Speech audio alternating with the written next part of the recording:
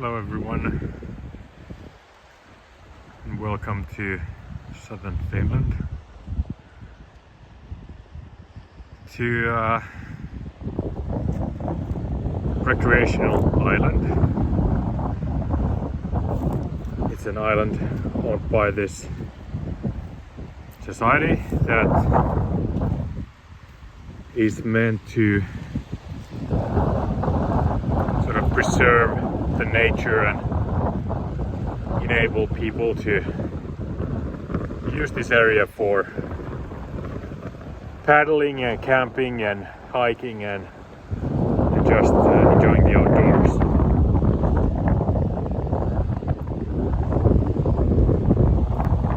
What I have there, down there is actually my canoe. So it is an island that I have paddled to, and I'm camping here. It's a first time for me on this island, but I've scouted it before. This is April in Finland, which means that the ice is actually just gone. There were ice here. The Baltic Sea was covered with ice just a couple of weeks ago. And a week ago you could paddle here, but not in all places. And now you can actually go anywhere. So it's quite sudden that it then happens on the sea, that the ice is eventually gone.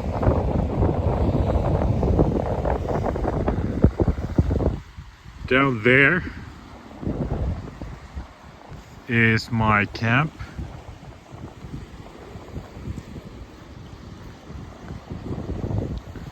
I just have to make my way down on this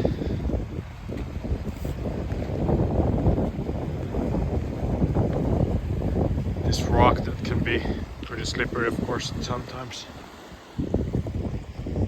There's my camp. I scouted this place because I wanted to put my big tent on it, and it doesn't necessarily fit all the places, but it fits really well there. Actually here it's just about that you need a place to, or some way to hook the guy lines, because you can't stake it down because it's all rock.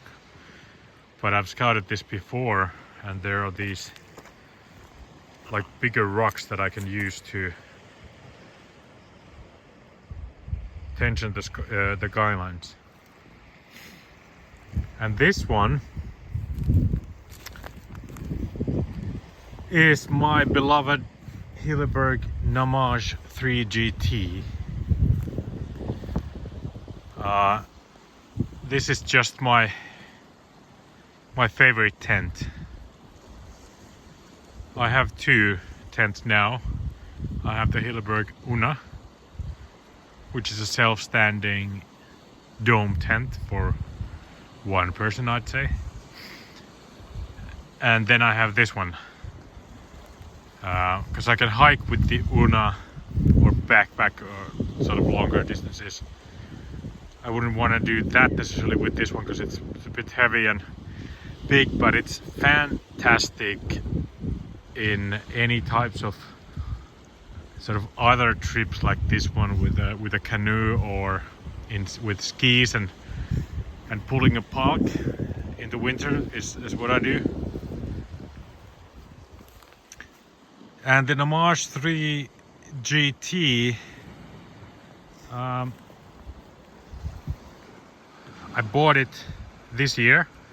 I've used it in the winter time, which is kind of what it's sort of made to, I guess, at the core of it. But I do find that it's really fantastic for all around large tent that you can use as sort of a base camp or tent that you can fit so much in. There's so much space in it. So if you take a look at the vestibule here, if you put a chair in it, you can see that you can actually put a table beside it and all my gear in this little trip beside it. And then what you have is a big space in the inside. So my point really is that this is kind of like an apartment. You have a place for, I'd say, 2 people comfortably, and then you have all the space to put your gear. So I'm gonna cook in it, at least if it starts to, the wind picks up, and put the table beside it, have the chair there, and you have all this space to work with. So I bought it this year. I had thought about getting a larger tent for a long time. I hadn't really used tunnel tents in a long time either. I've always preferred sort of the self-standing ones. But I'm super glad that I bought this one. It's just it takes like 3 minutes to set up the whole tent, and I'm not really exaggerating because I've kind of timed myself doing it. But in any case, it doesn't take long because you stake 2 like one end down with 2 of the guy lines, and then you put the 3 poles in it, stretch it, and put the other 2 on the other side down, and then I think you finish it off with 1 in the end and 1 in both ends. So like now I have 6 places that I've staked it down, or actually I'm using these rocks. I have this kind of winter type stakes, so snow and sand pegs. They just give a nice area for the rocks to hold on to. What I've done here is I've put one of the guy lines actually to these 2 loops that's on the end here, because I've noticed on trips that it tends to sag towards the inner if it's not tensioned like this. So that's what I just took one of these guy lines and put it to these loops, and then it all ends up in the one peg. So it doesn't require any more pegs than this. All in all, it feels such it's such a sort of a sturdy tent for a trip like this as well. I'm just doing an overnighter, left from work, got my gear together, and came to the shore and started paddling here. And then I set up the tent, and I've been enjoying sort of the evening here. But this is just to show that the Nammatj 3 GT is a very versatile tent that actually only requires the 6 pegs. So if anyone is sort of thinking about that, how convenient is a tunnel style tent in a rockier situation like here, I wouldn't think it's a problem if there's any rocks available to you, for example. And if you are able to do that, you end up getting a really sturdy pitch like I have here. It's not going anywhere, and it allows me to be on this island even if it starts to, the wind picks up a lot. I have a great tent to cook inside and sort of stay. And I think the Nammatj 3G and any Hilleberg tent raises the question that is it worth the money, and what do you end up paying for it? I think it's kind of reasonable that, or expected that, the prices go up with these things. I bought this a few months ago, and I paid 1,148 euros for it. I knew, and because I could already see that the prices were going up, and they've gone up since. So I think the question that I can ask myself is that, is it worth that money that I paid for it, and is it worth the sort of risen price tag that it has now?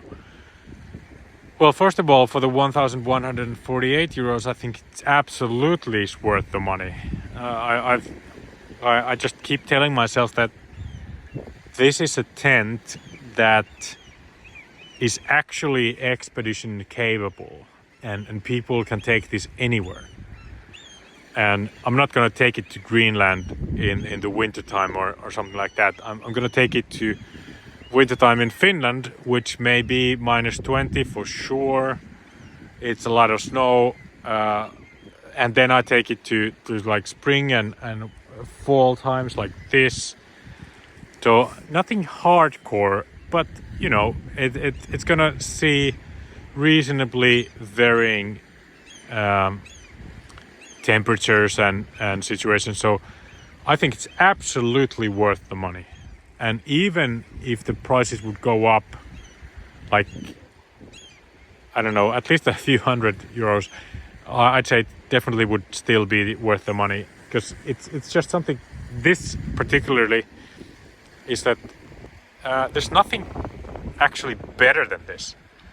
I don't think there's any tent that's quality-wise better than this. I think you might like the Canoe more, or something like that, or some other brand for some reason, but I don't think that anyone has actually come up with saying that there's anything really better quality than this.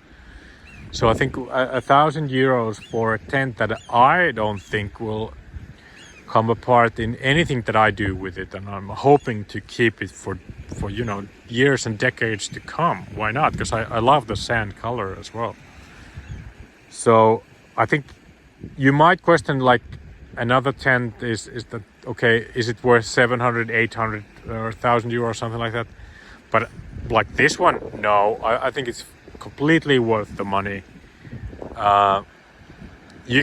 You could literally like live out of this for a long time, which people do in expeditions, but it's that kind of quality, and it's just I really enjoy it, and I'm so happy that I bought this particular one, because I think it's a kind of a rare combination that it's large, but it's still pretty compact. It's not that big. Like, this is not a huge area that I'm in, but I'm completely fine with finding a place for it, and there's no issues there. So I think it's a kind of a weird combination that it's large but still quite compact. And you know, if you wanted a extended living area, you'd get the Canoe. If you want both, you get the like Canoe GT. But for me, like, Canoe GT would be too much. Too much space, and 4 poles. So I think 3 is good. I have the Una, which is sort of a great complement to this, or sort of another variety, because you can pitch that anywhere. You can find places for it anywhere. This is a different story, but it's a luxury tent as well. It's like expedition and luxury. So But still, just wanted to make one more video about this tent, meaning that there's of course a lot of people that's been doing these for a long time. But the sand color is something that I think is pretty awesome as well. I know a lot of people like it. I have had several Hillebergs. Altogether I have the two now. I've had green ones and then the sand ones now. I really like the sand color better. I think the green is of course great, and it's fits to landscape like in Sweden and Finland really well, because we have a lot of green pine type of vegetation, so it blends in nicely. But I think, like, especially if you have a vestibule, like a tent with a large vestibule like a GT model, you end up benefiting from the sand color's light, because it kind of lets in this really nice bright, not too bright in my opinion, but like a soft bright light. And it's a different kind of light from the green one, because green is a bit darker one. But I think the green is fine, but the sand is just amazing. And the sand blends in with the nature as well. Like also in Finland with a lot of green vegetation, this is such an earth tone that this completely blends in. And I like when a tent blends in, just ideally, because then you don't kind of, it's kind of like, what I see this is like a leave no trace kind of a thing, that you, as you absolutely have to leave your campsite so that it doesn't look like you camped there. I think this also has that effect. Like if I had a bright red tent here, you could see it across the bay, like from those islands over there, you could see it for sure. But they can't see this one. And for me, it's just a nice thing. It's not really anything to do with like safety.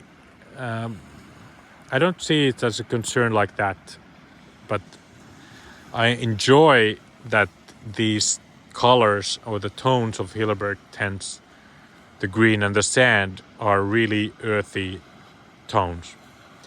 And then if I wanted something to really show, like a winter tent that I wanted to be able to see in a storm, and of course the red one is great, and I've had all kind of colored tents in my past, so no issue there. But I just think that this is particularly well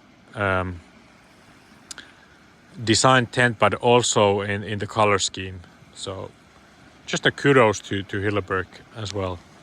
I didn't realize some years ago that I would enjoy Hilleberg tents as much as I do, but I do find myself really enjoying these and admiring and kind of respecting what they can do, and that they do sort of benefit all kinds of trips, like, because you don't have to worry about the tent coming apart in kind of any circumstances, because I've had that been done to, like I had a Nemo Hornet tent that just came loose, sort of fell apart after some years.